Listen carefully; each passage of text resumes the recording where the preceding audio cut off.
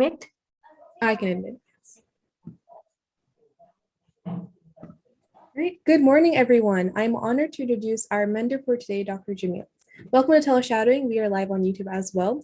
And please feel free to ask questions in the chat box as we go along, and they will be addressed.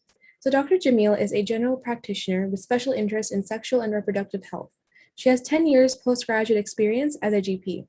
She completed her GP VTS from Oxford Deanery. She also completed her Diploma of Sexual and Reproductive Health, as well as additional training in family planning. Dr. Jamil has worked in various specialties, including gynecology, pediatrics, rheumatology, geriatrics, general medicine, accidents and emergency, as well as orthopedics. Now, I'd like to request Dr. Jamil to begin today's session. Thank you. Hello, and good morning.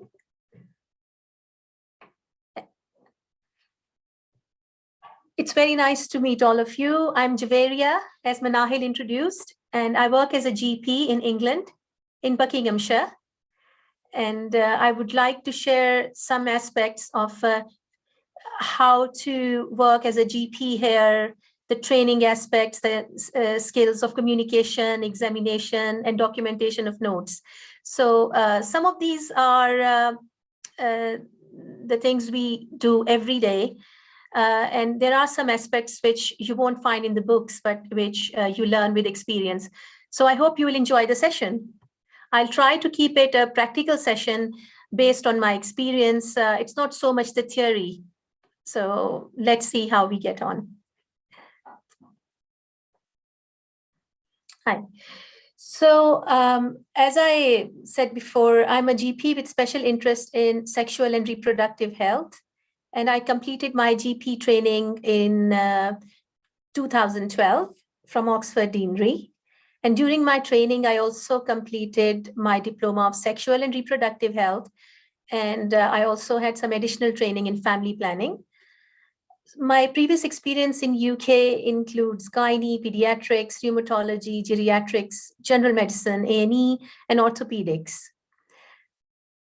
In Pakistan, also, I have worked in a hospital which was also run by World Health Organization. And I worked to facilitate the care of patients who had infectious diseases and TB. My house job overseas was in ENT. And I also had 6 months in my first year of house job as a physician in medicine. At the moment, I work flexible as an NHS GP, and I've got 3 daughters. That's why I try to maintain a good work-life balance. In the general practice in England, the luxury you have to work part-time is beautiful, and that gives you a chance as a working parent to work as well as enjoy, supporting and helping your children as they grow up, and any other family interactions you wish to do side by side, or if you want to have any side interests as a special interest, like I also like working in family planning and sexual health. So you could do that alongside your mainstream work in general practice. But that's just a slide introducing my family. It's my husband and my children, and it's Cairo. So the main message is always make time for family, make memories, enjoy life alongside work. And that's, as I said before, the beauty of general practice is you could go as flexible as you wish, but always try to keep working. I always try to keep doing some of the clinical work. I never kind of like have a long gap. As long as you are working and you are having a flexible way of working, you can still enjoy both your work and your family life. This one is a video just to give you a flavor of my day-to-day work. This is my office, and yeah, my all day with this desk and chair. I was thinking when we used to work in the hospital wards, life was much more active because we used to run around on the stairs all day from one floor to another doing the ward rounds, but in GP job, it's more in one room, so it's not as active. Anyway.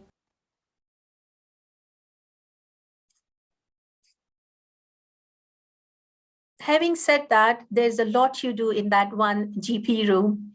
There's a lot of variety. You see a lot of clients every day, and it could be an ENT problem that you see in one patient, a gynae problem in the second one. It may be an acute problem where you need to admit patient to hospital, and the next one may be just a review of ongoing problems or medications. So it varies a lot. So it's always exciting. You always see variety of things. So it is stimulating, just not as active as the ward life in hospital where you have to run around physically much more than in the GP job. But still, it's exciting and enjoyable in its own way. Now, this is the main topic for today. So as part of the online teleshadowing, we try to guide you about how things are done in overseas as compared to back home. So what I felt in my experience here is when we come and start to work in England, we've got very strong clinical basis. We have the knowledge. So what you need to adapt is to the communication skills here. So the practice here is more holistic. So you need to take in your client's background, their experience, their physical, psychological, social aspects. So you try to deal with your client more in a holistic way. You not only deal with the clinical problem, but you also try to promote health. And you are kind of like a GP as a physician. You are, if patient has got any social problems, you are their advocate as well. So you are trying to facilitate health, well-being, safety of the patient. So there's lots you're doing as you're working as a GP. So all this you can do if you are able to communicate nicely with the patient, and if you are able to build that bond in the consultation room. Another beauty is that in general practice, you get to see patients again and again because they are video practice. They are your patients. So whenever they have a problem, they come back to see GP in the same surgery. So over the years, you tend to know some patients. For a senior GP, there would be an adult patient who they may have seen when they were born. So you get to know families, you get to know patients, you can offer follow-ups, continuity of care, and lots more in terms of general health promotion, well-being, etc. So this slide basically gives introduction of few of the consultation models which are generally used to teach consultation skills to doctors, trainee doctors, specialist doctors, and general practitioners. So I'm not going to focus a lot on the theoretical side of things because the slides are here, you can read them, you can refer to them in detail. I'm going to talk more about the practical aspects. So these are the 4 consultation models here. The 1972 RCGP model, which focuses on physical, psychological, and social aspects in addition to clinical aspects. That is quite clear to understand, self-explanatory. Now, second one is Pendleton, Schofield, Tate, and Havelock. That is, if you see slide 6, you can refer to it, you can read it. Then we've got the 1987 Roger Neighbor model. That is my favorite, and that's slide number 7 for you to have a look at. And slide number 8 is Hellman-Folks model. All of these offer ideas, guidance of how to communicate with the patient. Now, ways of developing a rapport, gathering the clinical detail of their symptom, trying to understand what are patients' ideas, concerns, and expectations. So ideas are what they think is happening. They may have some preconceived ideas. Concerns is what are they worried about their symptom? What's worrying them?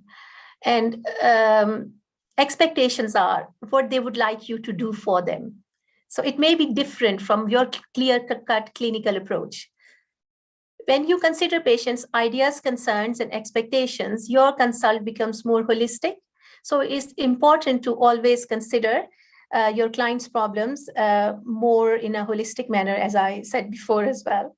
So we can move on to next slide now. So that is one consultation model, and the detail is, you can see it. If we can move on to the next slide. Draw your neighbor, that's my favorite. So basically, in a nutshell, connecting, summarizing, handing over, safety netting, and housekeeping. So that's a very nice way of describing a consultation. So first the patient comes and you try to establish a rapport or connect to them. Summarizing, after talking to the patient, examining them, assessing what's going on, you explain to patients, summarize to them what you think is going on. Then handing over means giving them a plan. If you are explaining the medications, or if you are explaining to them which of the blood tests or other investigations they are going to do, or if you're telling them to keep a symptoms diary and booking a follow-up, all this is part of handing over. Safety netting. So once you've given a treatment plan to the patient and advice and arranged any investigations, you must safety net a patient. It's very important. So safety net is you have to explain to them worsening of symptoms advice, like which symptoms they have to watch for and act immediately to reconsult a doctor. I will go in further detail as we move along the session. So safety netting is vital for any consultation. Next point is about good housekeeping. What is housekeeping? So you've seen a patient, you've dealt with this patient. Now you need to wind it all up and get ready for the next consultation. So getting yourself organized for the next patient. So this is a very nice pathway. It sheds a lot of light into what we actually do. So yeah, you can read about it. You can maybe see other references, which I've added at the end of the session. So we can move on to next slide, please. Hellman's-Pope model, again, it's explained quite clearly here. So when a patient comes to you, you are clarifying the data, the clinical history. So we need to know what has happened. Why is the patient here? Why it has happened. So that includes any clear trigger of the symptoms, any predisposing factors, also includes patient's idea, what patient thinks, why it has happened. So from your perspective and from patient's perspective, why to me? So these are, again, you are trying to dig more as to what patient thinks, why that has happened, why now? So again, was there something new that was happening? For example, it is very important in patients who present with the mental health problems. So you need to know what's happening, what has triggered their acute episode, could be many things. So then next step is what would happen if we don't do anything about it? And what should I do about it, or whom should I consult for further help? So I guess it's all quite clear from how it's described. So yeah, so we have to consider all these aspects when we are talking to the patient. So I guess each of these models, they are slightly different, and they give you ideas, they give you a guideline as to, as a GP or as a person who's going to be consulted by patients, what is expected of you and what you should include or try to include as part of a consultation. Next slide, please. So I've given the title to this slide as my consultation model derived from clinical experience. I've done that because we have, as I said, many theoretical guidelines and models. But when we start working, we derive our own technique. We learn to do things based on our own experience, and we derive our own ways. So these are some of the things I've learned over the years in my 10 years general practice. I've tried to keep it quite simplified and easy, and you are welcome to ask me any questions at the end. So this is what is the main theme of the session, not so much the theory that I discussed. So it should all be straightforward. So when a patient comes to you, your first phase or first stage is data collection, which also means history taking. We are all familiar with this. I mean, whether you are training to be a doctor, or if you are in your house job here, or if you're working in a specialty anywhere, data collection, we always do when we see a patient. That is most important to understand the clinical problem. So first thing is we start the consultation. So introduce yourself and build a rapport. If you've met the patient before as a GP, that happens a lot, that's easier. Otherwise, it's very important that you introduce yourself and you ask patient about them. And then you move on to active listening. So active listening is when you ask the patient about their symptoms. It's very important, give them time to talk. Even if you give them 2-3 minutes to talk, it's worth it, because what patient tells you themselves is vital. And if you are listening, you gain their trust. They will tell you more. It's more important in vulnerable patients and patients who are having mental health problems. Give them space to talk. There will be times when you are running behind in a session, or you have time pressure where you want to quickly go to the closed questions, yes, no questions. But try to not do that. Try to give time to patient to talk, and this will help you in the consultation later on. So let patient talk. Then we move on to the data gathering. So patient has given you a description or introduction to the problem. Now you are going to build on that. So data gathering is, you can clarify in this phase some things that the patient has told you about. For example, if they are having a lower back pain. So you can ask them further questions to understand fully. This could range from the onset of the problem. What was the precipitating event? Was there an injury? How did the symptoms go on from that point? Have they remained the same or become worse? Any associated symptoms? Like, for example, I'll give you a couple of examples. There may be many other things. So associated symptoms wise, is pain radiating to the legs? Is patient experiencing any sensory motor symptoms, which you ask in the language which is easily understandable by the patient?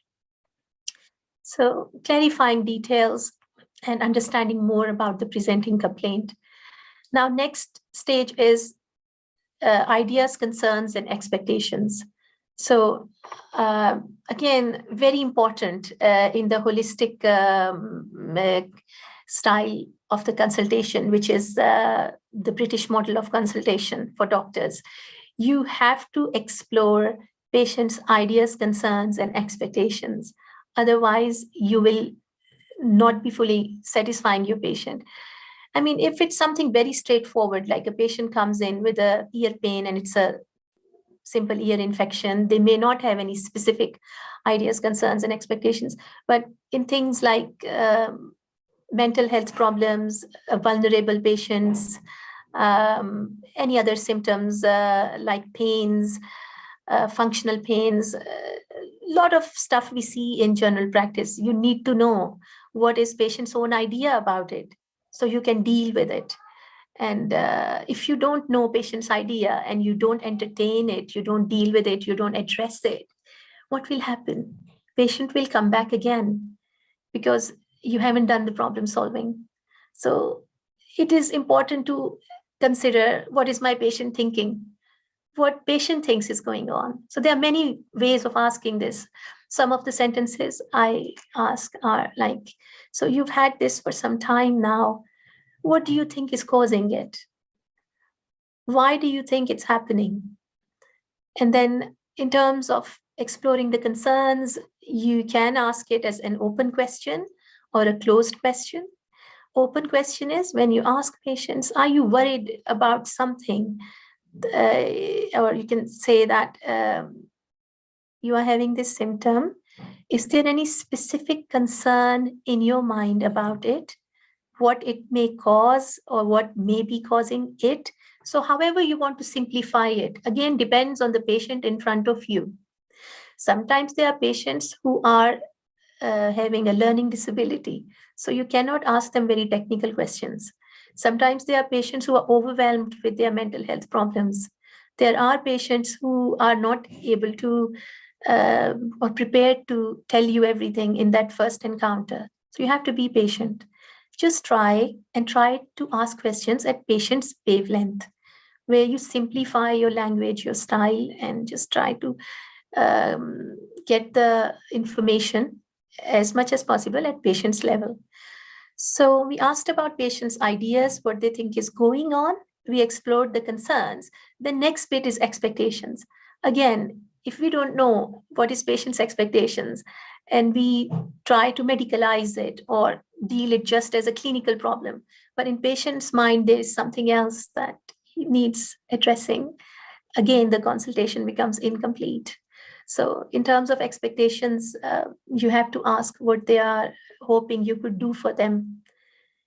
So I always ask this. You can ask it in a way which sounds like you are just trying to understand their perspective. So it doesn't have to be any particular sentence, or you don't have to. It's just like once you are going with the flow of the consult, this comes naturally to you if you bear in mind these three aspects: ideas, concerns, and expectations. And in a consultation, always treat it like you're talking to someone. Don't make it a formal experience where you must follow a guideline. So just ease into it and follow the flow, and it comes naturally to you. Try to feel your patient and go with the flow. Now, next stage is understanding the symptoms, associated symptoms. That is, again, I've explained a bit above as well. So you asked open and closed questions about symptom, any associated symptoms. I'll explain about open and closed questions at the end of this slide. So assessing any associated symptoms and risk factors. So associated symptoms are what else is happening alongside the main symptom. Risk factors, very important. One example of risk factors is someone who comes with a angina. So what could be the risk factors? Family history of heart problems, smoking status, alcohol intake, patient is exercising or not. So these things. If someone comes with a pleuritic pain, so you will need to know all the risk factors for PE, any recent travel, operation, has patient been sedentary or bedbound, any previous history of DVT or PE, is patient pregnant or taking contraceptive pills. So all these are risk factors, anything that predisposes to increased risk, but they are separate from red flag symptoms. Risk factors are predisposing risk factors, like things that increase the risk of clinical harm, but red flags are warning signs, the symptoms which increase the risk of sinister outcome. So what are the red flag symptoms? I will be discussing that as an interactive session with you in the second last slide. So we will get to dwell on it a bit more at the end. I'll give you just I'm sure you already know, but red flag symptoms for lower back pain, we know it's cauda equina symptoms. Red flag symptoms for upper GI are hematemesis, melena, dysphagia, those kind of things.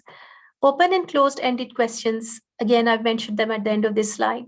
So open-ended questions are those where patient can answer you in a description. So you are keeping it an open question, asking, okay, tell me a bit more about it. Are you able to describe your chest pain to me? That's an open-ended question. For the closed-ended questions, it's more like you ask a specific question and patient can answer in yes or no. That is, closed-ended question help you in understanding the symptoms. You can ask closed-ended questions to explore more. So an example of a closed-ended question is, does your chest pain travel down your arm? Are you having nausea and vomiting? Are you waking up with headaches every morning? So these are some examples. So patient has to tell you yes or no. Can we please move on to next slide, Manahil? Thank you. So second stage is examination. So we have to do examination in most of the clinical interactions. Some examinations are very straightforward, where you just have to, someone comes with an ear infection, you got to do an ear check, basic observations, and that's it. There are other examinations which require a bit more time, as well as you have to consider other aspects. So, for example, if you are going to examine breast of a patient or genital area, you have to seek the consent of the patient. You cannot do those examinations without patient consent. It's a verbal consent, and it's good medical practice to document it in your notes. So ask patient, seek the consent, and then you carry on with any intimate examination. Now for the intimate examinations, another thing is offering a chaperone. So it's not just if you are examining a male and you're a lady, then you have to offer a chaperone. Even if you are examining a lady and doing an intimate examination, please, you should offer a chaperone. For any intimate examination, it's important. So chaperone should not be patient's own relative or friend. It could be someone who is trained to be a chaperone from your practice. It could be one of the nurses, and it could even be a receptionist that has been trained to be a chaperone. And if the patient doesn't want a chaperone, like 99% of my patients, they don't want a chaperone with me. So they decline. So then you have to document in your notes that chaperone was offered, but patient declined the chaperone or did not want to have the chaperone. So it's important. These things are very important in medical practice in England, because if later there's an issue, if there's a complaint, or if there's any kind of a litigation, so you have to cover yourself from that point of view, medico-legal point of view. These days, medical practice is defensive. So you have to make sure you cover the medico-legal aspects. Never underrate the importance of medico-legal aspects. So this is something you won't read in a consultation model. This is not something you would read in your books, but this is something you can learn from experience. So always be vigilant. Make sure you seek the consent where it's required, and make sure you offer a chaperone where it is required, and document these things in your examination note. And then we talk about, in third point, examination has to be tailored. Now, you have to do examination which is required. You don't need to do a full general physical examination in every system. This became even more important during the pandemic, because, we were doing remote consultations over the phone. Only few patients who really needed to have face-to-face consultation were coming in, and then you were doing only the required examination. So examination should be tailored or according to the patient's need. That's also an important aspect to bear in mind. Now, next one is explaining to patient what you're going to do. So, yeah. So sometimes we are busy during the consultations. We may be running late. It may be that we assume the patient is vigilant and they would understand, and we start doing the examination. This might be just simple thing like you're trying to touch, you are trying to take temperature from the ear while you're talking to patient. I'm going to start examining you. It doesn't look nice. You should explain every step of the examination, or just you can say that I'm now going to start examining you. Is that all right? So it doesn't have to be with every step, just like letting patient know that you're going to touch them and you're going to do it. Let them be ready, and that's important. Now, answering any questions beforehand, if you are going to do, for example, a speculum examination of a female who's come with gynae symptoms, and she wants to know what you're actually going to do, you have to explain. You should explain actually anyway, but if she has a question, you have to answer that. So explanation means, like, if you are going to do a gynecological examination, for example, you have to explain what you're going to use. I normally show the speculum and the lubricant, and I explain that how patient has to go on the couch and the positioning, and then I will use the speculum and what I will do. And if I'm going to take any swabs, I go on to explain that. So that kind of, then there's a smooth flow of the examination bit, and patient knows what to expect. Right. Last but not the least, and very relevant to my sexual health practice as well, respecting the privacy of the patient. So if you are going to do an intimate examination, you have taken consent, you've offered a chaperone, make sure that you draw the curtains. And patient should not be seen if somebody walks in all of a sudden into your consult room. It can happen if your colleague thinks you're not working today. Also, make sure that windows are closed and people are not able to hear you from outside the consultation room. Depends on the layout of your building. The blinds are, there, and patient has got full privacy if you are going to examine them. And you should respect the dignity of the patient. Now, these are small things, but they are important, very, very important. You are going to, for example, in terms of dignity of patient, you are going to examine a patient. Patient has undressed and they are lying down on the couch. So when you are going to take your instruments and examine the patient, do the tailored examination, and then you tell patient it's over and they can get dressed. But during the flow of this, if another question pops into your mind, it's better not to start questioning patient or talking of other stuff while patient is lying there undressed.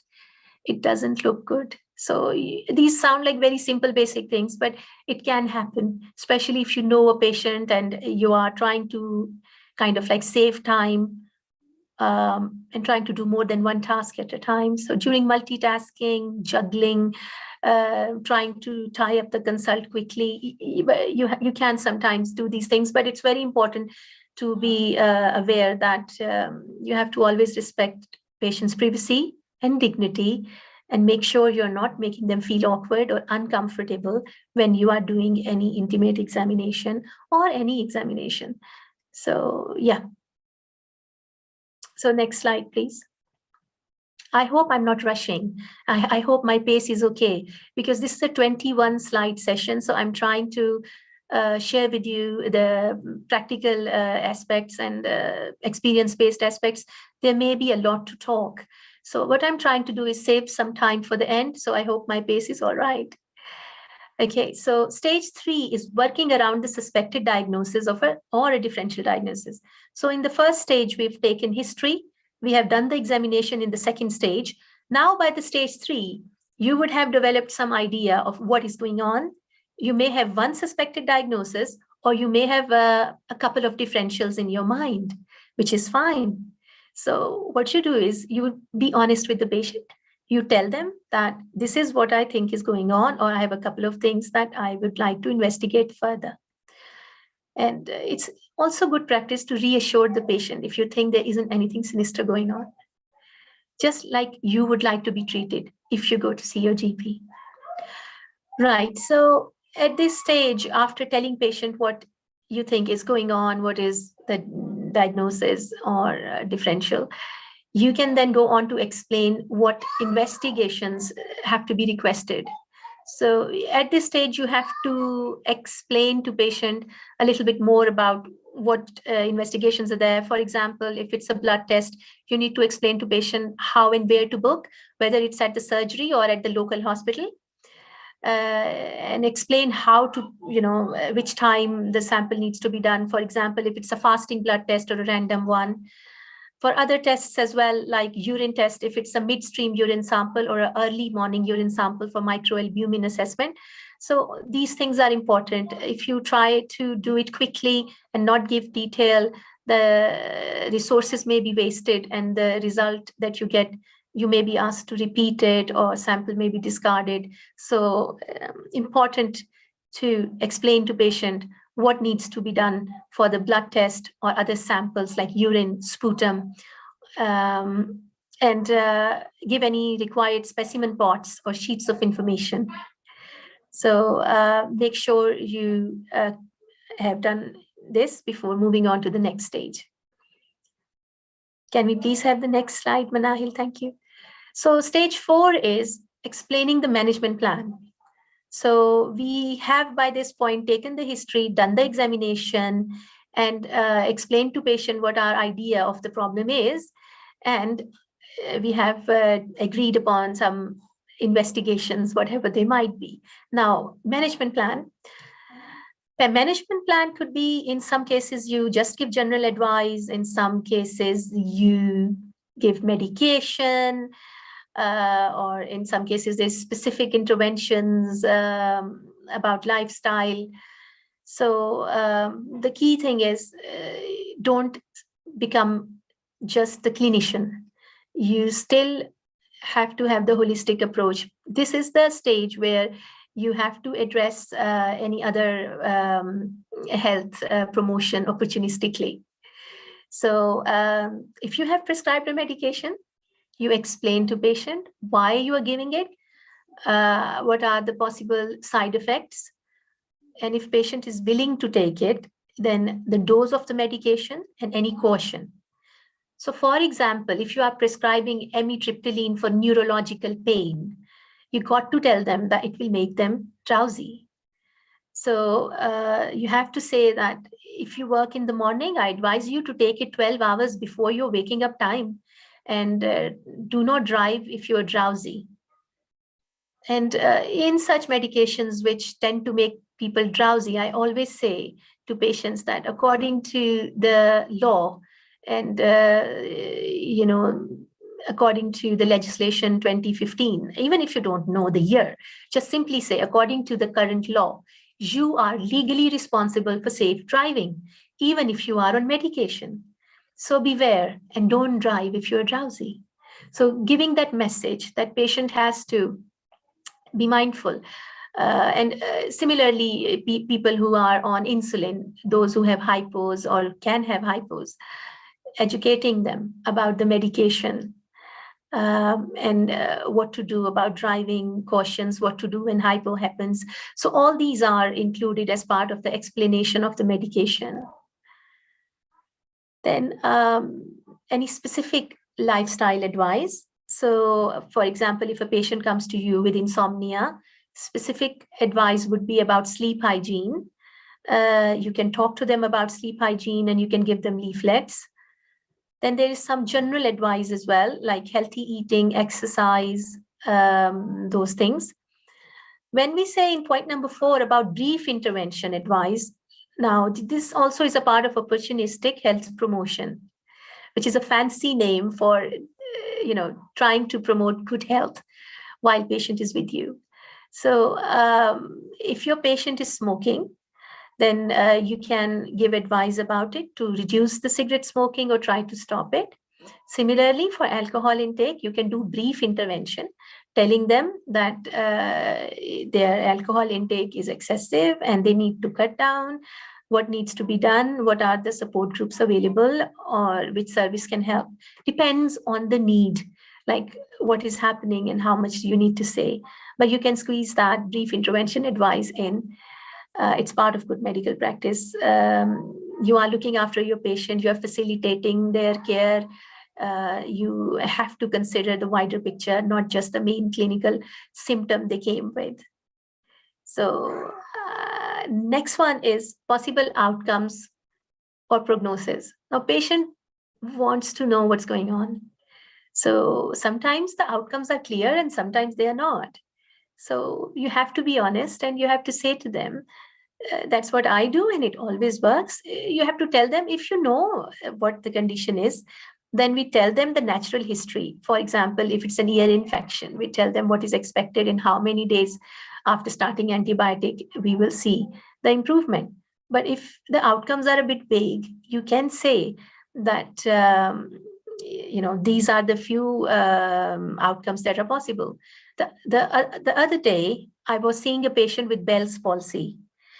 That was this week, and the neurologist had started patient on prednisolone for 10 days, and patient came to me on day 7, very worried that there has been no improvement in her facial droop.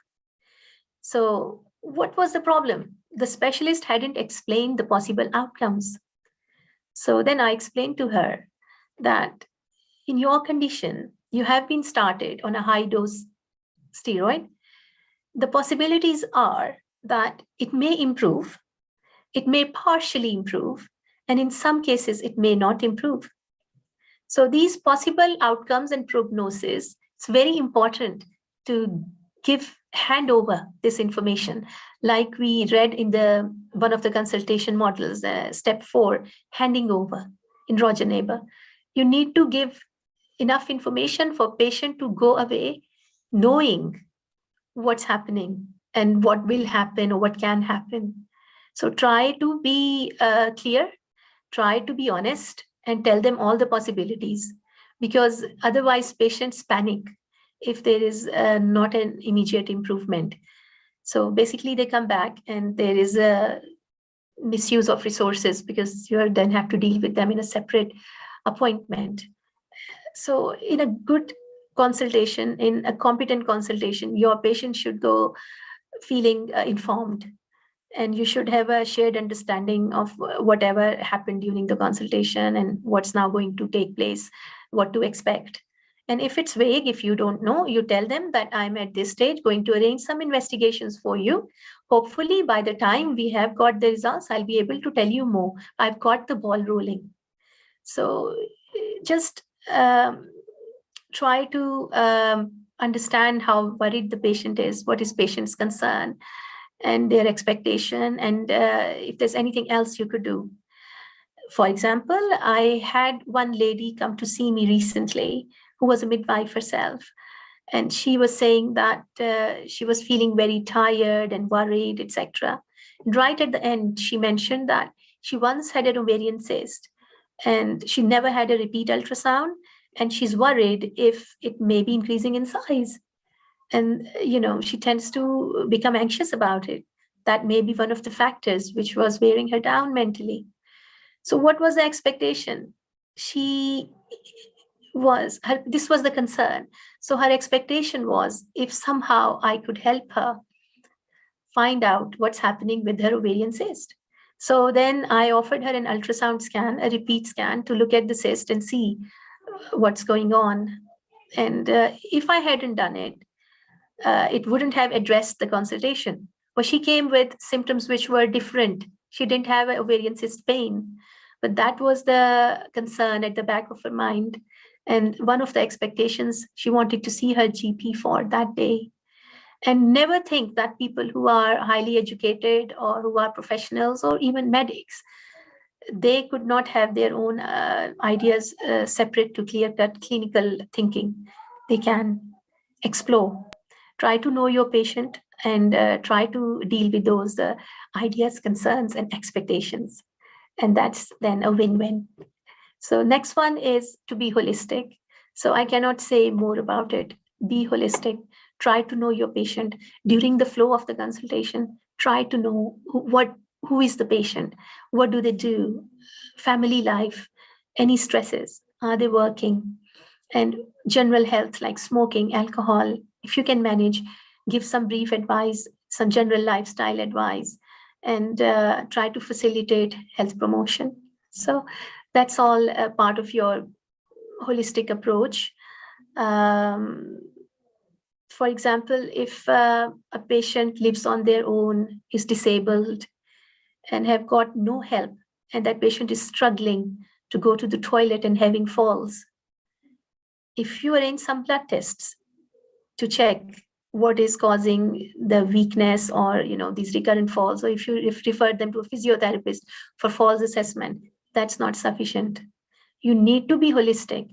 This person needs input of carers. They are not able to function on their own now.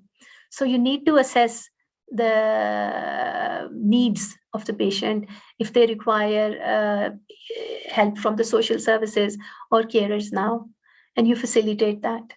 So sometimes patient won't know what's available, but in the British system of medicine, in general practice, we can offer a lot to our patient to make their life better. So be holistic, be ready to use the resources for them. And apart from dealing with the medical issue or the main symptom, try to offer more. That wins you trust and that helps your patient in long-term outcomes, because it improves patient health, independence, their long-term well-being. So always be mindful what more you can do.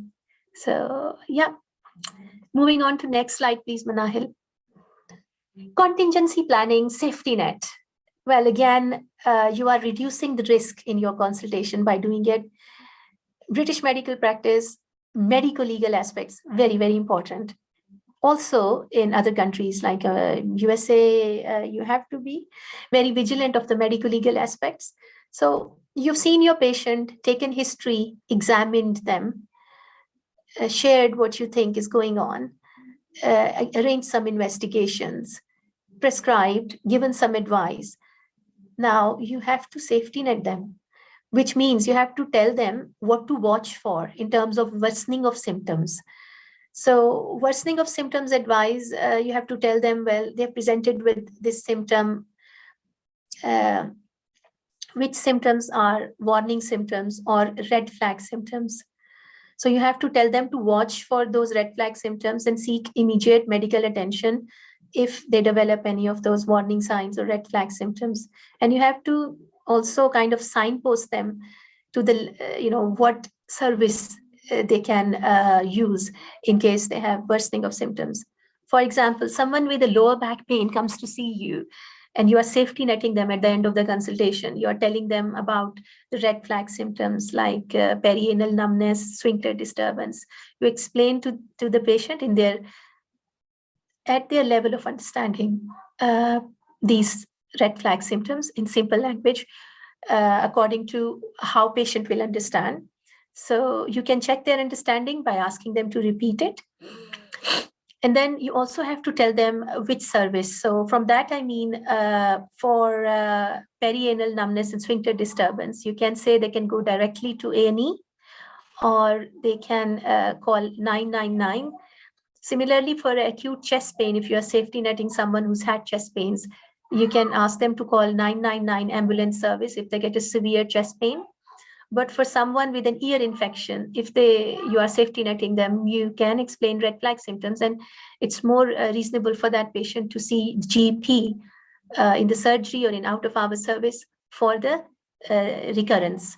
So safety net them, tell them the worsening of symptoms, signs, red flag symptoms, and also signpost them to which service they have to consult or reach out for in case they develop specific red flags.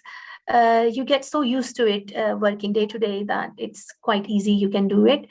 Then we have got the stage 6. So Manahil, we can move on to the next slide. Yeah. So checking understanding of the patient is very important. Now you do this in chunks anyway at different stage of the consultation. Like I do it when I'm explaining the treatment and medication. I do it with the investigation bit and at the end. But you sometimes, I mean, it depends on the patient as well. What is their level of understanding, taking in the advice. You will do it more for a patient with some learning disability. And you will do it quite quickly with someone who has had the problem before and already understands, or someone who's got medical knowledge. So you have to do it for every patient, but according to the level of understanding and knowledge of the patient. And you become used to assessing that as time goes. So check understanding, you can ask patient what they understand. If there's any question, it's as simple.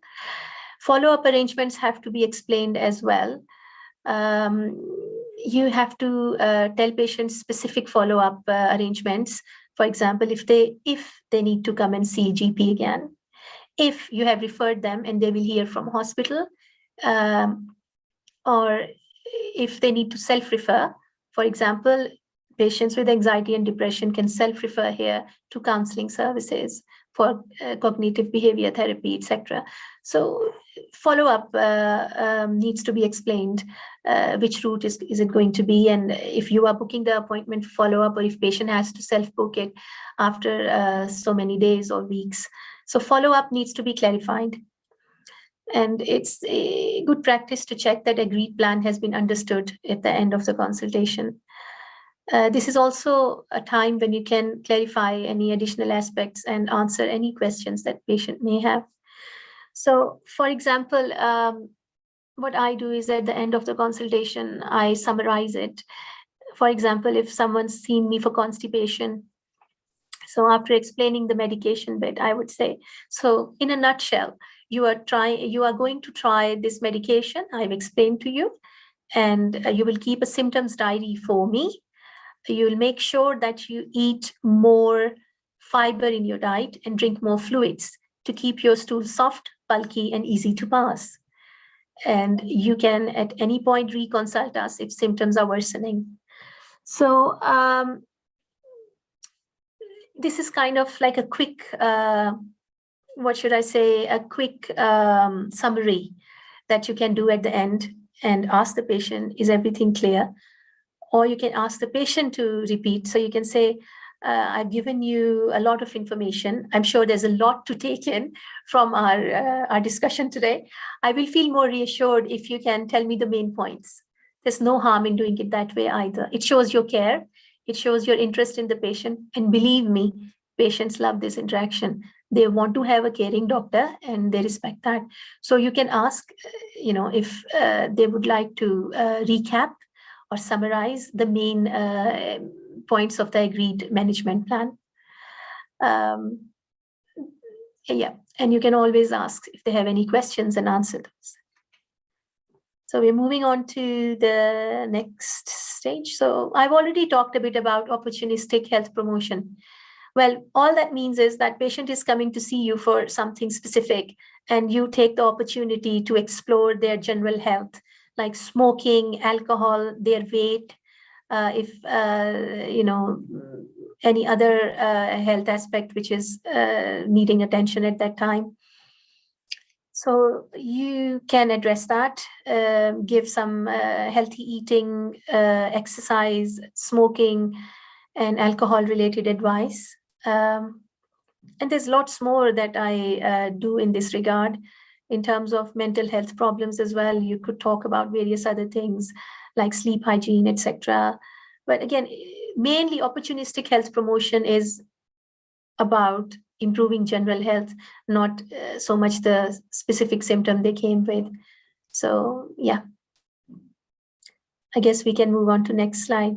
Well, very important aspect of your medical practice, both clinically in terms of patient management and in terms of your own safety if you get any kind of litigation. So from the medico-legal point of view as well, this is very important. So if you are going to work anywhere, familiarize yourself with the computer system used. Training should be sought, and you should get full training. You should be fully competent and fully confident about that computer system. Also, you should familiarize yourself with the layout of the room. Where are the specific instruments? For example, the speculums, the lubrication gel, any other equipment needed, otoscope, all these things. And so the forms, where are the forms kept in the surgery in case you need to hand out any form or specific specimen pot or information leaflets. So you should know where things are, IT wise and building wise. You should also know where is the fire exit, and if there's any emergency, you should be able to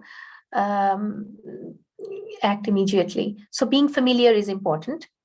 Now, in terms, coming back to notes and documentation, your notes should be clear, should be concise, and appropriately detailed. So what you do, write it clearly, make sure that it covers the history, examination, any chaperone you offered, or any consent you had to seek, you should write about it. So management plan notes should also be clear. You have to mention the medication advice and any explanation you shared, any caution you explained to patient, any safety advice. Also, you should write about any specific or general intervention you discussed. It is good practice to document safety net advice and follow up that you have agreed. So all these things are important. Your notes are important for the continuity of care as well, because in the current general practice system, no GP is full-time, hardly, very few people are full-time. So your patient might see someone else the next time, and if what you've done, if it's clearly documented, it would be like a handover to the next doctor, so they could read that and offer their best to the patient. So notes are important from clinical point of view as well as for the medical legal point of view. So maybe in another session, I can go through with you about note keeping. But again, there's a lot of aspects about it that one needs to know and be aware and vigilant about. So we can at the moment move on to next session, next slide, sorry, slip of tongue. So in your day-to-day practice, you have to be ready to take some aspects like, sometimes some patients will need more time. Sometimes you will get late and you have to take it with the flow, not get too overwhelmed. So what are the main things that delay a consultation and make you spend more time with the patient? So firstly, language barriers. Now, I am able to speak more than one language. I'm able to speak English, Urdu, Punjabi. So in terms of seeing patients, there are some European languages that I can't speak or understand, or Arabic languages. So language barriers, a patient comes to see you without a relative who could translate. And they are trying to do their best when they are trying to explain. But you end up needing more time for that. Some patients would offer you these mobile apps to translate. Again, that's not very easy. It takes a long time and there could be errors. So language barriers are common because in British society, it's cosmopolitan. You've got people from all over the world, and you get to see people from different ethnic origins having different languages.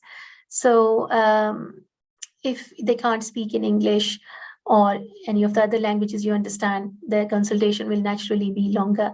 But you know that there is a language line available, and you can have a translator. So you have to refer to language line and try to help these patients. Second is patients with learning disabilities. We end up seeing a lot of patients with learning disabilities because the practice I work at, they look after a home for learning disabled patients. And it is very rewarding. Some of these patients, they don't live with their families. They have to be in the care homes. And then some of these patients live with their families, and they've got carers who come with them and who are able to help a lot during the consultation, because they add a lot about the patient, so you get to know your patient more. But in the end of the day, in my experience, patients with learning disabilities, you need to go at their pace.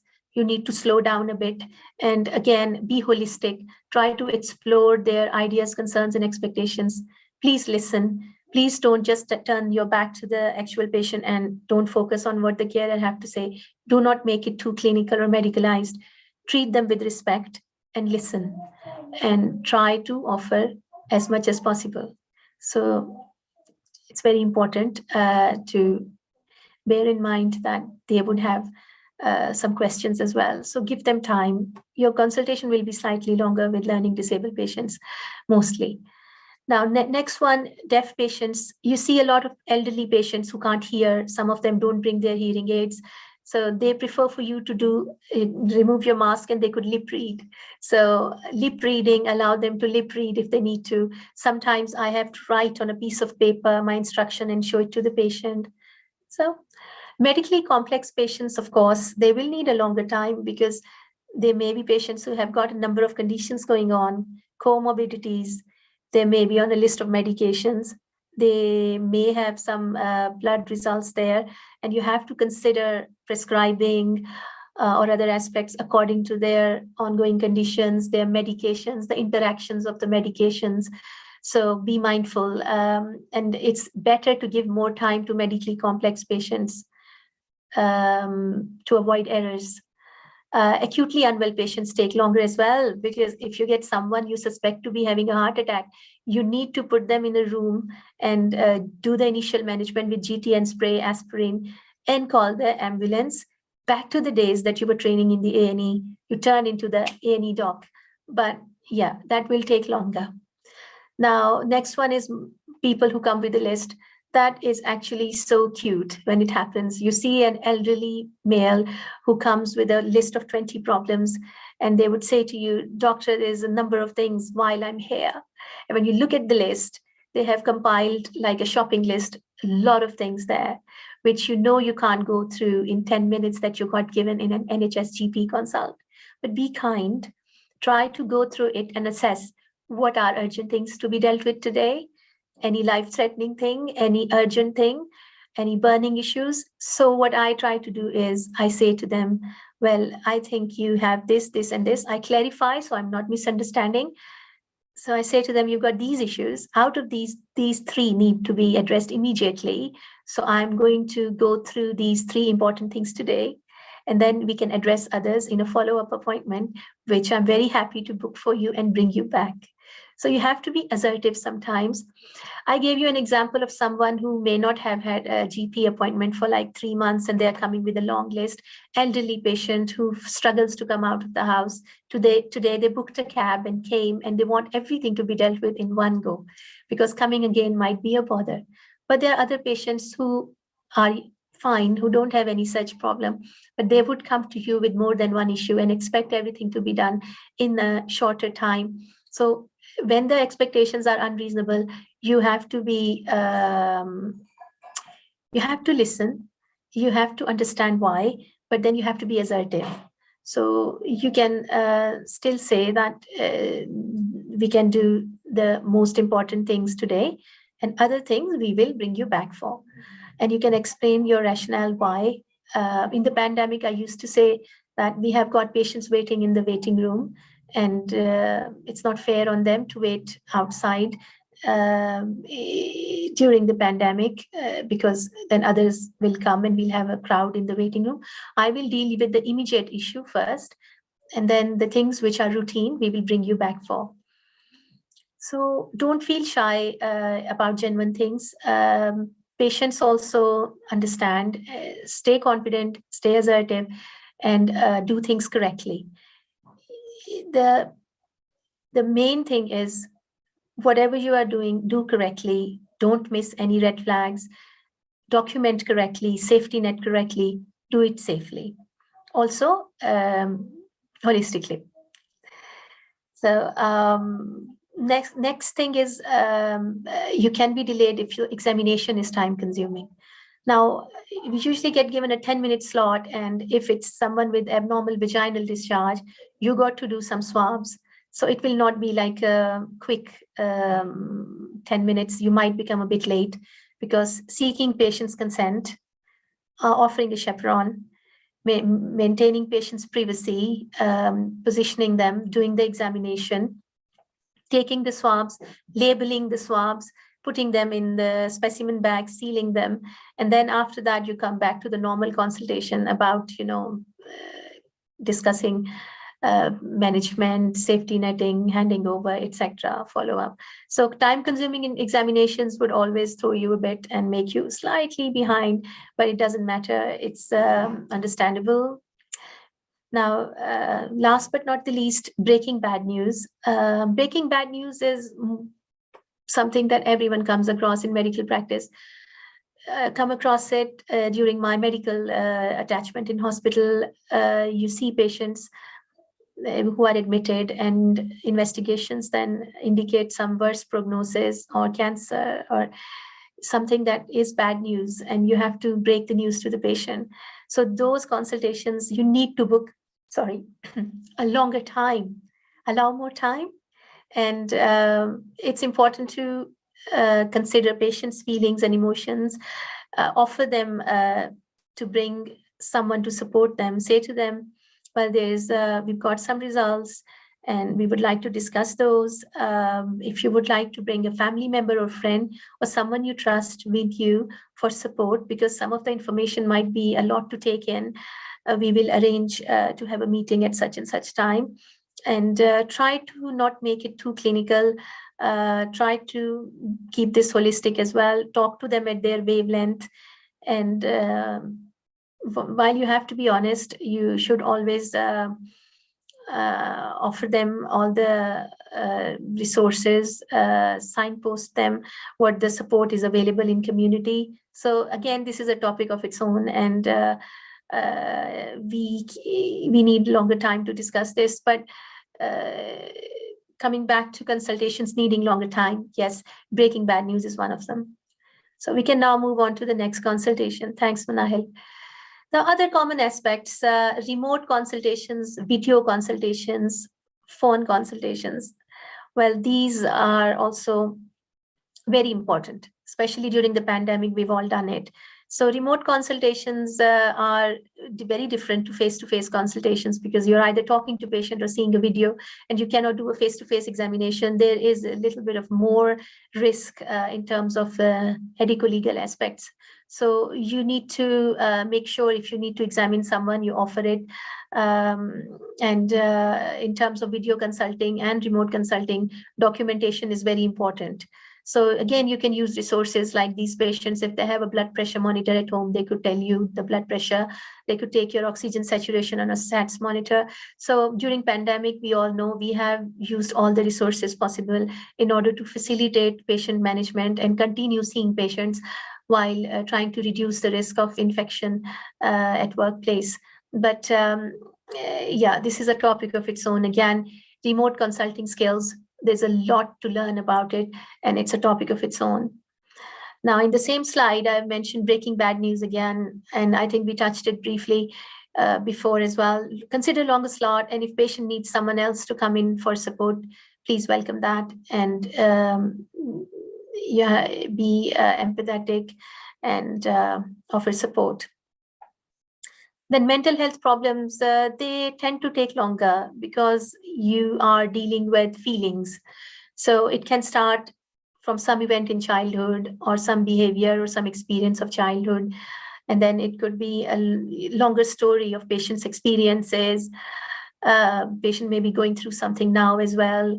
There may be a combination of things like anxiety, depression, PTSD. So there's a lot there that you need to explore. In every mental health consultation, you must rule out the red flag symptoms and document them, which mainly include any self-harm or suicide risk. I always tend to ask about any thought disorder symptoms, mania symptoms, just because the more you know patient, it's best. So in examination also, I usually document what I felt about patient's insight, eye contact, presentation, general appearance. So mental health consultations could take long. It's not uncommon to see self-harm and suicide risk, and you need to know the services like mental health services for acute management, like crisis team. If patient has risk of self-harm or suicide, you need to refer patient, and you need to signpost patient for future as well in case they may need help. So these issues would also take long. Then you can also see some angry patients. To be honest, during the pandemic, mental health issues, they increased. Patients were generally more stressed. So you can see angry patients in general as well before pandemic and now. So when you see an angry patient, you have to use your skills of keen, active listening. Listen to the patient and acknowledge. Tell them you acknowledge, you understand. Now, don't do things superficially. Try not to look dismissive. Understand patient's perspective. Ask some questions to understand more, and offer support. And you got to do some problem solving as well. If the patient wants to complain, you have to support, rather offer them if they want to write about any issue they have. And then you have to follow the protocols for that to address their concern.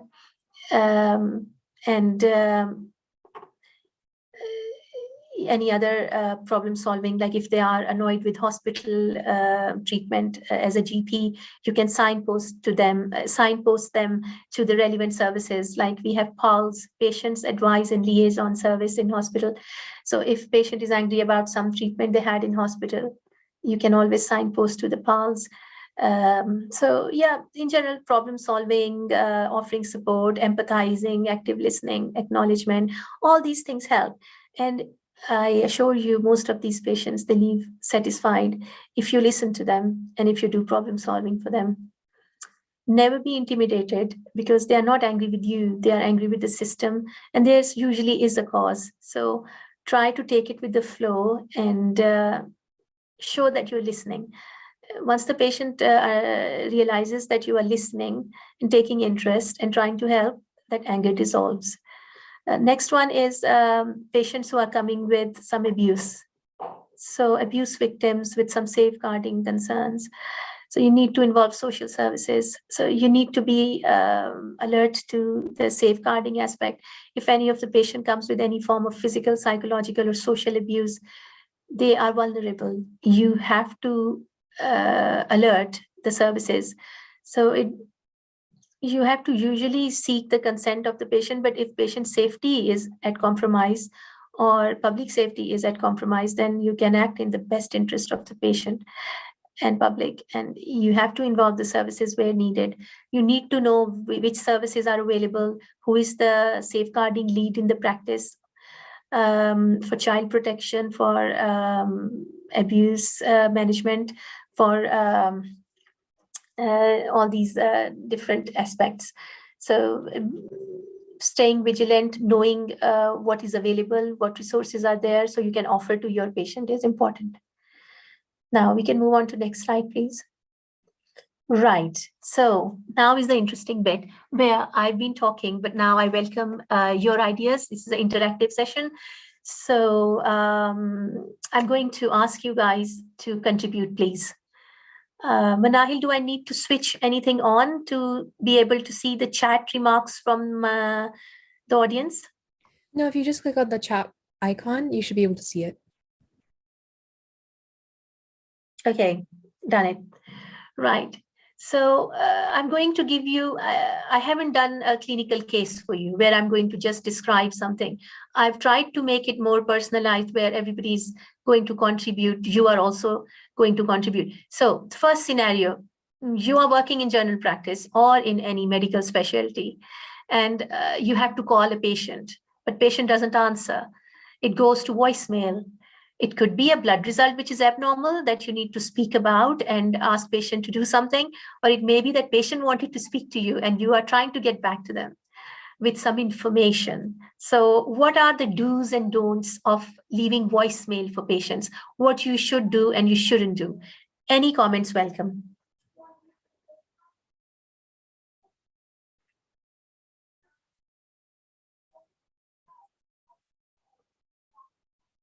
Right. So do not leave sensitive information on the voicemail. That's correct. Anything else? Any other ideas? Any thoughts? You can just say in the voicemail to the patient that you need to get back to them about a result, but no specifics. Excellent. Excellent. Do not say anything that could cause panic or worry. Very correct. Very correct. Thank you, Robin. Anything else?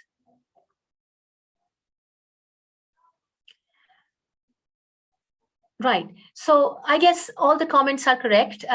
Basically, in terms of breach of confidentiality, you cannot breach patients' confidentiality. You cannot let patients' sensitive information leak. So voicemail potentially could cause that. So if you are calling a patient, just leave your details and ask patient to contact the surgery. That's the safest. You don't even have to say that they tried to contact you or they had a blood test. Just simply say that surgery, the time and date, and that they need to get in touch. Always use the given mobile phones. It's safer than using landline. Right. So moving on to the next scenario, you will experience some situations where a relative or family member wishes to speak to you about a patient. You might have a phone call booked of a concerned spouse or a concerned sibling or parent wanting to talk about an adult patient who has capacity, and what are the do's and don'ts here. So you are working and you receive a message that one of your patients spouse wishes to talk to you about the patient, and they, for example, share their concern about patient's recent tiredness or mood. So what are the aspects we need to be vigilant about?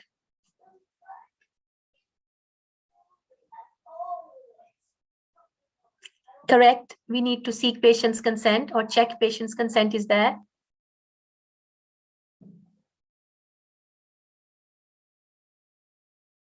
Correct. Thank you. Right. So firstly, you have to check patient's notes if there is any documented consent from patient that we have in record that patient has given consent to discuss his medical records with so-and-so. If it's not there, you can say to that person that due to patient confidentiality, I'm not able to discuss with you anything specific about the patient.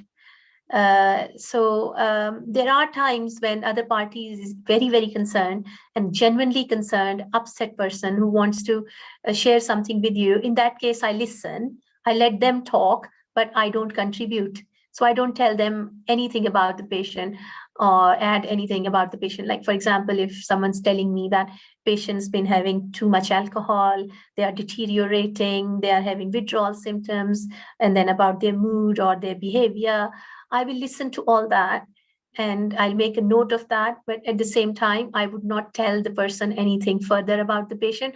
I would close it there as information that I have taken, but I haven't shared, and I'll document that in my notes that there is no consent available from patient to discuss with this.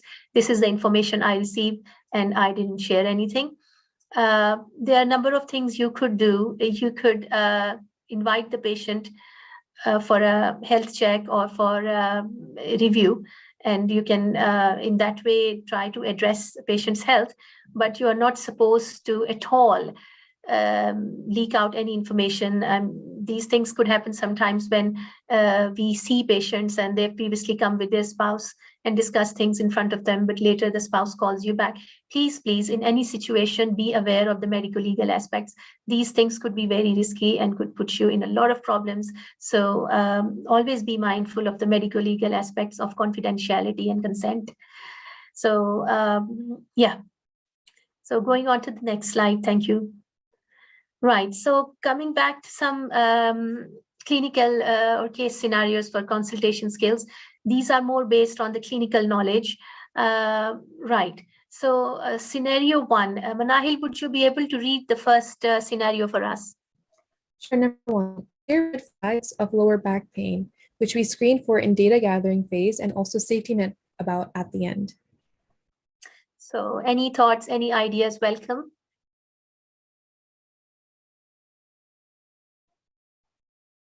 What are the main red flag symptoms in the data gathering that we're looking for a patient with a mechanical low back pain? That's bread and butter stuff. I know it's basic, but then again, that's what we focused on today on the consultation skills. That's why I'm asking.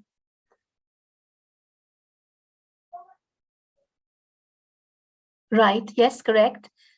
Signs of injury, numbness in lower extremities. So you are taking history. We are talking about red flag symptoms. So in terms of asking the patient, what are the red flag symptoms you would ask? Or in the information sharing at the end, when you are handing over, what are the red flag symptoms you would tell them to watch for? It's in terms of symptoms rather than signs.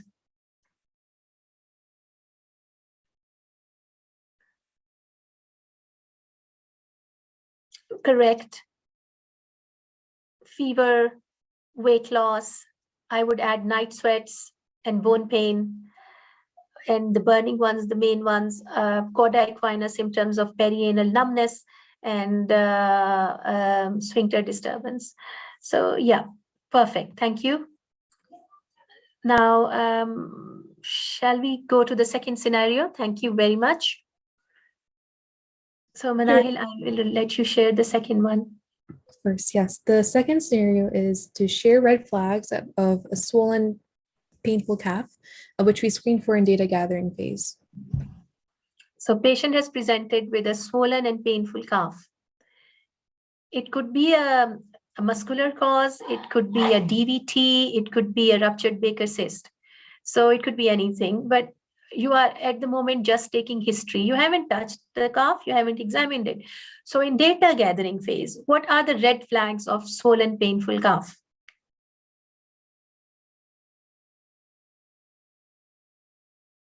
Right, yeah.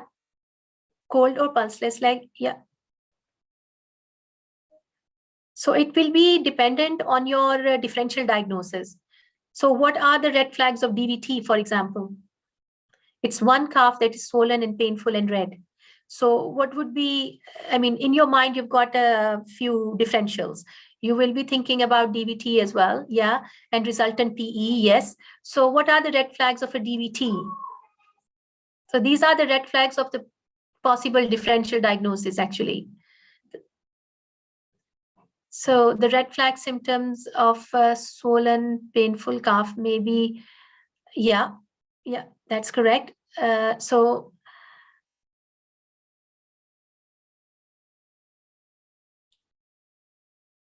red flag symptoms could be pleuritic chest pain. If a patient is having PE with a DVT, hemoptysis, breathlessness.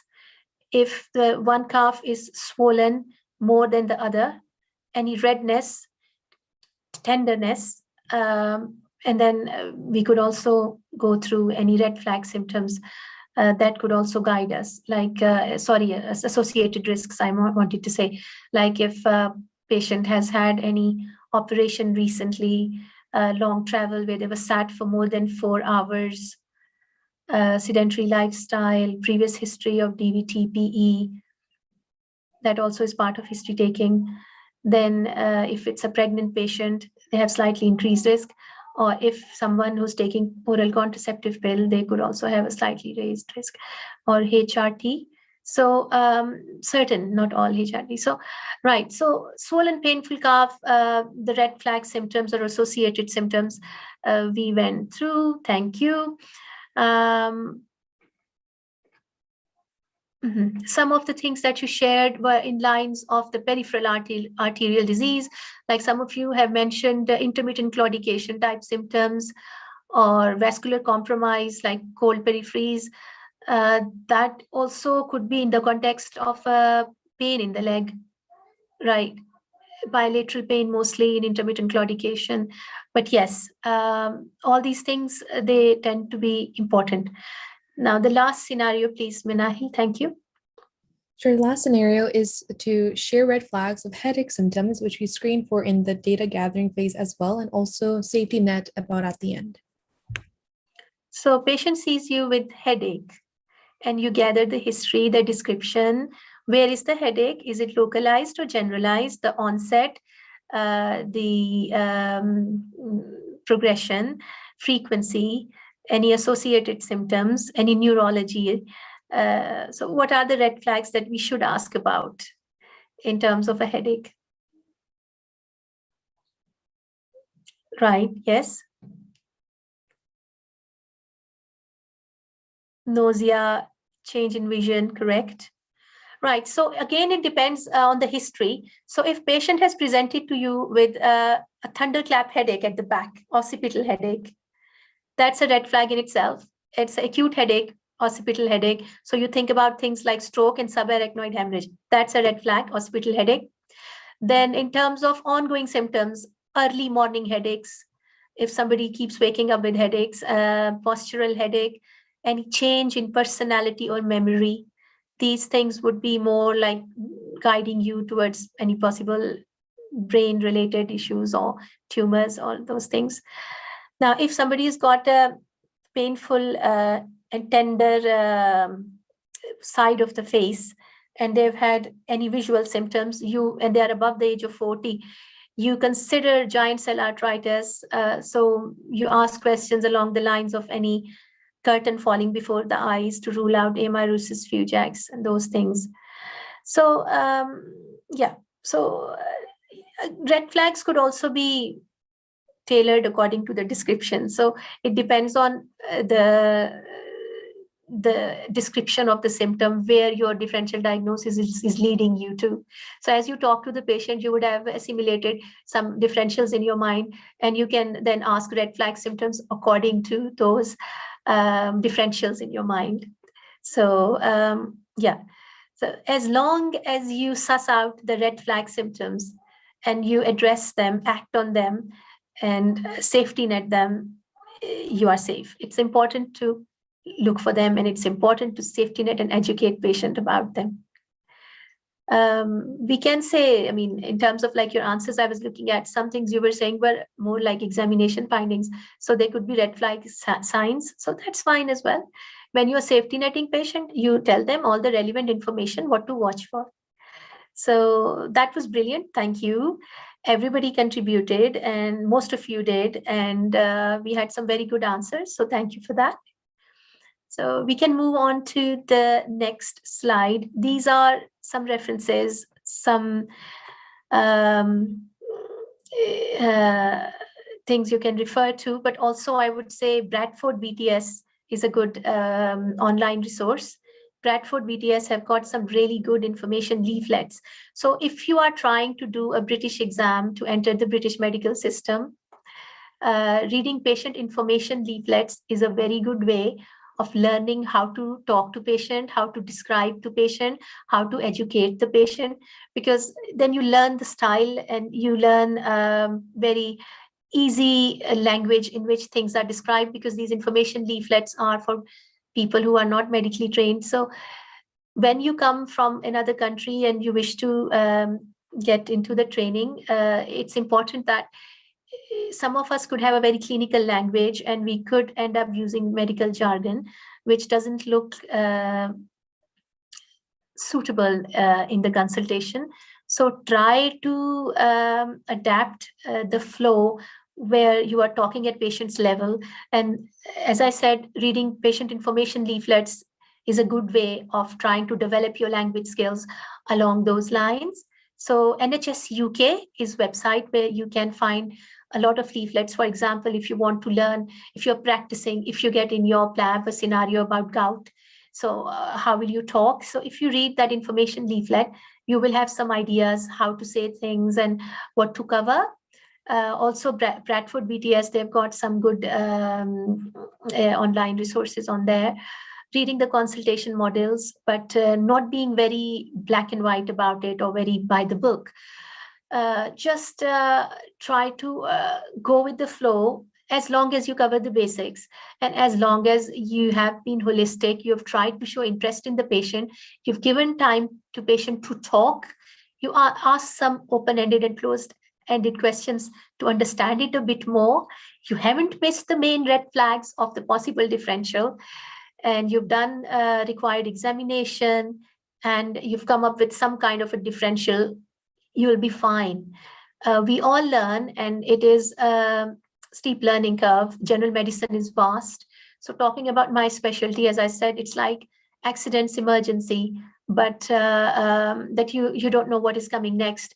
So you can see ENT problem in one patient, gynae in the other, medical in the other, vulnerable patient having domestic abuse or child protection issues, mental health, so all sorts. And your day is so versatile. But that's the beauty of it. That's the challenge of it. It stimulates your mind and it's very good. So yeah, any questions?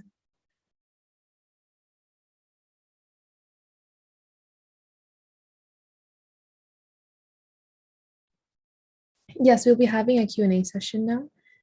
I think Robin will be conducting it. Thanks. Sorry, all my options went away on Zoom. Thanks so much for that session. My name is Robin. I'm an operations director for TeleShadowing, and I'm working on my PhD in pharmacology at Johns Hopkins. Okay, lovely. So to start off our Q&A session, what are some of the procedures that you do in general practice, and what are your favorites? The procedures, you mean examination procedures? Right. Right. So again, as I said, it depends on the need of the patient. So what we commonly see are a lot of problems relating to female health. So you need to do gynecological examination, speculum examinations, taking the swabs. Other common things that the procedures you have to do during a consultation is examining the ear, nose, and throat. Sometimes you got to take ear swab.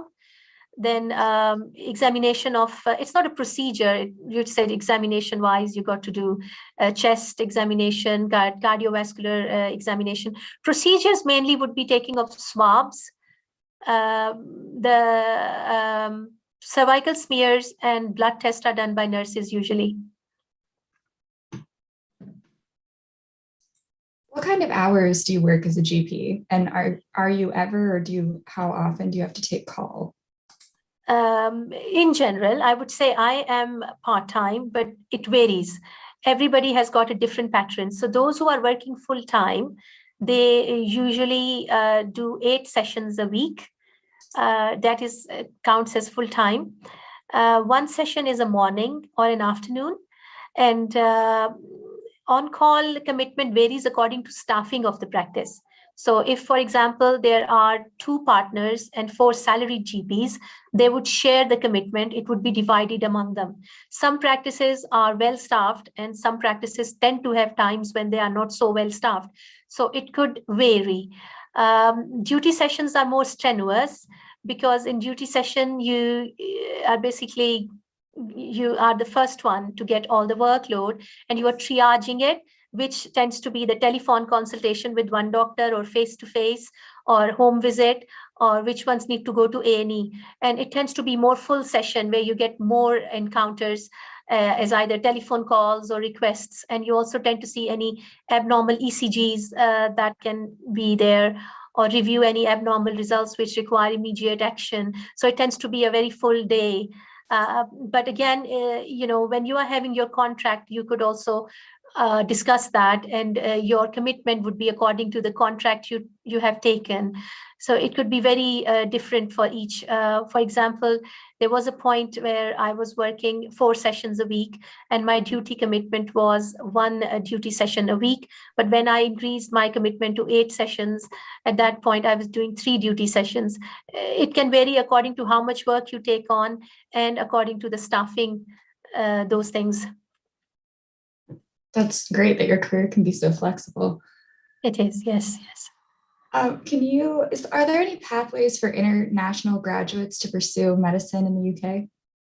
Yes, indeed. Yes, there are. So basically, you are required to pass the language test. So you got to have a medical degree from a medical institution, which is recognized by the GMC. And then you need to do the entrance exam. The first stage is doing the linguistic exam, where you have to score above a certain level, pass the language exam. So after that, there are clinical exams, which is theory and practical, PLAB 1 and PLAB 2. It keeps changing, but this is the basic theme, that language exam, clinical exam, practical exam, and you got to clear all of it. And then depending on your level of experience, like for example, I had done my first year of a house job in Pakistan. So when I came to work here, I did a clinical attachment first of all, which was like unpaid attachment. That is way back in 2004. I worked in rheumatology. So that was like shadowing, face-to-face shadowing. So I was working in a very nice rheumatology unit with a very good supportive consultant who liked teaching. So I was watching the consultation style, and I learned a lot in terms of holistic practice here, because he was dealing with a lot of geriatric patients and joint injections. So that clinical shadowing face-to-face helped me understand the system, like how are the basic, when you see patients, what are the expectations, how you have to offer a bit more than the clinical, and to be more holistic. But I had the chance of working with a very, very good consultant. So most of the consultants who reach that stage, they are very experienced, they are very good, and you can learn from them. So try to get a clinical attachment. Sometimes it's paid. That I ended up paying, I think, £100 in 2004, which would be equivalent to a bit more now. But then after that, I cleared my PLAB and I immediately had my first job immediately. They did not give me first year 1 house job, because they said, you've done it back home. I wanted to start at FY1 because post was available and I would have got a longer contract for 2 years. So in terms of job security, in terms of getting familiarized, I felt there's no harm starting at FY1 level to give myself more time. But they felt that I was okay to go directly into year 2. So I started at FY2 level, which you can say senior house officer level, senior house officer level. FY1 is junior house officer level, which I wasn't able to do. So there are some pathways in place which keep changing according to the need of the health service. So when they need more doctors, there's more demand, it changes, it's easier to get in. And when there isn't, so it varies. But yeah. So for those of us who aren't as familiar, can you tell us a little more about NHS and both like the strengths of the system and the weaknesses that in your opinion can be improved to improve patient care and access? NHS is very busy, and it's sometimes patient demand is very high and service tends to be very, very busy. So during my work as a general practitioner, sometimes I get these emails from hospital telling me that, A&E service or the intake is full. So they are diverting it to, it's rare, but sometimes we do get this update. So the acute units like A&E, they tend to be very busy. And so is the general practice. So NHS is a very busy system to get into. And you have to learn to manage time effectively and to use resources appropriately, because cost effectiveness is also a priority. So you need to prescribe cost effectively. You need to request investigations cost effectively. So this all comes. I mean, this is not for your first locum or your first job. This will come, and these things one learns. So it's a very good system, and I enjoyed working in NHS personally. I felt that the training is excellent at FY2 level. House job level, house officer level, I should say. The word here used is house officer rather than house job, and now they call it foundation years. So foundation is the current term which is used for house officer. So the training at the level of house officer post is mainly by the consultant, but also the registrars play a role. So you get a lot of guidance, and it's not a steep learning curve at that level when you are in the house officer post. It's more when you've done your specialty training and you are in the registrar years that you have to do the clinical exams again, communication skills for the exit exam again, like OSCE and practical examination. So it's all very, very structured, and it's very user-friendly. So once you get into the system, you can progress, provided that you persevere and you go with follow the pathways, and you keep your hand in. So it's not difficult. You mentioned the importance of keeping good notes and documentation on your patient interactions. Yeah. Is there a standard kind of electronic medical record that's used throughout the UK, or is it different at different levels, like family practice or hospital settings? There are certain basic things about documentation. So notes documentation wise, you could have some training. You learn that as part of your formal training, whether you are becoming a GP or you're becoming a specialist trainee, a specialist. So you get to know how to document as part of the training. And as I said, it's important in terms of managing that patient for the future attendance. You document what happened and for continuity of care, but it's very important for medical legal side as well, in case sometimes if things, they come back. So you can, if you don't remember that, you can refer to that. And things have to be documented in detail. Factual details have to be there about what was the history, the salient features, the salient details or the important details of history, the main examination, what you did. If you've examined pulse, you got to write it. And if you've done a rectal examination, you got to write it. You have to write whether you took consent and you offered a chaperone, and did patient accept the chaperone or not. If you don't, and later patient complains that you were assaulting the patient, Nothing could be worse than that you didn't write about it. So you need to cover yourself, and it's about clinical detail, patient management, and about medical legal side as well. So it comes with working, but you can definitely attend some courses. There are defense unions here. So if you have to get the insurance with defense union. So if a doctor makes a mistake or a complaint happens, then you are paying them monthly for that cover, like an insurance, and those lawyers then support you and cover you.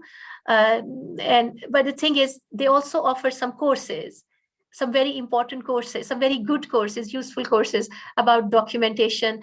The defense union that I am with, they are called MDU, the Medical Defense Union, and they have got a very good resource of online courses, as well as some paid seminars, and they give you very to the point, very focused guidance about medical legally, how to document correctly, clinical note keeping. So if you're interested, you could look into a defense union courses for note keeping as well. There's a lot of training, a lot of resources available. So yeah. Thank you so much for sharing those resources. Continuing along the same kind of theme of communication for like brand new people, like you're just starting out, you're a medical student or an early physician, when you're starting to develop rapport with your patients and you're just starting out, what do you think are the most important things to keep in mind? Most important thing is to look interested. Let the patient talk. Even if you have a knee jerk to say something, give them time to finish first. So, and pay attention what they're saying. So engaging with the patient, giving importance in due time to the patient to first explain things, and then you ask your own questions. And then you also go along with the flow of looking for red flags, ideas, concerns, and expectations. The most important thing you ask me is active listening. Without active listening, your patient won't trust you, and you won't have a lot of useful information, especially if it's some psychological issue you are going to touch in terms of general relationship with the patient. So keen listening, making eye contact, empathizing, acknowledging, all these things are very important. And then seeking guidance. So in terms of a fresher, it's very, very important that if you are starting at a junior post, please don't feel shy of asking for advice. You are considered a better doctor if you seek advice where needed rather than unnecessary risk taking. So if you're working in a team and you are the junior house officer, please ask your senior house officer or the registrar if you've got a clinical question. And honestly, people love to help. They have been through that. They've done it. They've been through that. They will help you. They will guide you. And you would be able to do that for someone, your junior, one day. So just being confident. If you need to ask, you ask. I think as a general practitioner, you're in a unique position where you get to kind of follow your patients throughout their lives. So when you have to deliver negative health news, how do you keep a good balance of like empathy for your patient because you know them, as well as maintaining professionalism? Mm-hmm. So empathy versus sympathy. So empathy is when you acknowledge and you show understanding. Sympathy is, sympathizing and showing that you feel for them, but empathizing is more important. So in terms of breaking bad news, it requires you to allow patient to have a bit more time. So it should be 2 or 3 slots worth. It should not be a brief 10-minute slot. I always say to them, if they want to bring in a friend or a family member, because there's a lot to take in and some of the results are complicated, or however you want to phrase it, but let them bring support if they need to. And then you have to break the news sensitively, and they will ask questions and you have to answer those questions honestly, yet in empathetic manner, and at the patient's pace. There will be questions you can't answer, so you have to signpost it to the specialist as well sometimes, but then be honest with them, say to them what is there, and usually patients are fine with that. I had one patient once recently who had missed 3 or 4 appointments with a respiratory clinic, and she came to see me for something else, and during the consultation I read the letter that she had cancer and they wanted to see her for follow-up. And in December 2020, they diagnosed it. She hadn't seen them until April 2021. So that was very difficult for me to say to her in the middle of the consultation, oh my God, you haven't seen your specialist. You know what? You've got cancer. It's very difficult sometimes. But then if I didn't, it would delay things further. So I was thrown in a position where I wasn't mentally prepared to break bad news in the middle of a consultation. But then I had to make space for it because I felt logically, I mean, fine, it was hospital's prerogative to do that, but they have been meaning to contact her, and delaying it any further would put her at risk. So measuring the pros and cons, then I broke the bad news to her. She was very shocked, but I had to give her time. I had to let her read the hospital letter saying that she was continuously not going there because I was worried she won't engage with them. She'll go home and forget about it. She had missed 4 appointments already. She won't go. Sometimes for compliance reasons as well. So there were some reasons I had to tell her something was going on and she needed to go. Then I booked her another follow-up phone call the next day because she needed time to absorb it all. So we discussed what we could do now. She had another follow-up in a few weeks' time. So I spoke to that specialist team and brought it forward for her because already there had been a delay of a few weeks, 2 months. So I had her seen the same week and her management started, but it could be stressful when you have to do it in the middle of a consultation without, realizing when the clinic started that, patient is coming with a very short consultation. But these things are rare. It wouldn't happen every day. I guess that highlights another important job of yours. You're really being an advocate for your patient to help them get what they needed. Yes, because you are there for them, and you enjoy your job more. It's more rewarding if you are facilitating your patient. It's just one of those things. So that leads perfectly into our last question, which is, what do you find to be the most rewarding part of your job? Most rewarding is that, you are there to be the patient's advocate. And it's nice when you are helping these young people with the mental health problems. Patients who have been through some trauma, like having post-traumatic stress disorder, borderline personality, bipolar, those people are really suffering and they need support. So facilitating their management, signposting them, getting them the adequate support from the mental health team, those things are indeed very, very rewarding. Then cases where there are people who have undergone abuse, domestic abuse, adult abuse, sexual abuse, my God, working with that is intense, but it is very rewarding. So when you are making someone safe, when you are involving social services, when you are doing this as a team, trying to make that patient safe, that is very rewarding. Also, if you saw someone and you arranged some investigation which picked up something, if you hadn't done it, that also feels nice. You timely picked something up.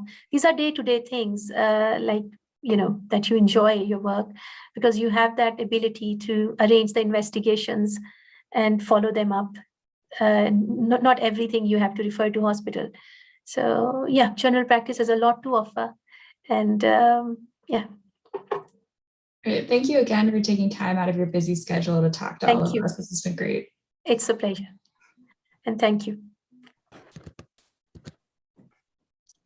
Thank you very much, Dr. Jamil. We really appreciate you taking the time to answer all of our questions and taking the time out of your day to mentor us. Thank you very much. Thank you. I'd love everyone to please give a warm thank you to Dr. Jamil in the chat box for this incredibly informative session. Thank you very much. Thank you very much, and you're welcome. Oh, now, we're going to conduct our closing session with our quiz and future session dates. The link to the quiz for this session is now live. You will need a 70% or higher to pass and receive certification. Now on to our next session dates. These dates will also be posted throughout our social media outlets, so be sure to follow us at TeleShadowing. Our next session will be Saturday, April 30th at 10 a.m. Eastern Standard Time with our physician mentoring us in internal medicine. Thank you so much, everyone, for attending today's session. We hope to see you in upcoming sessions. This concludes this week's shadowing session.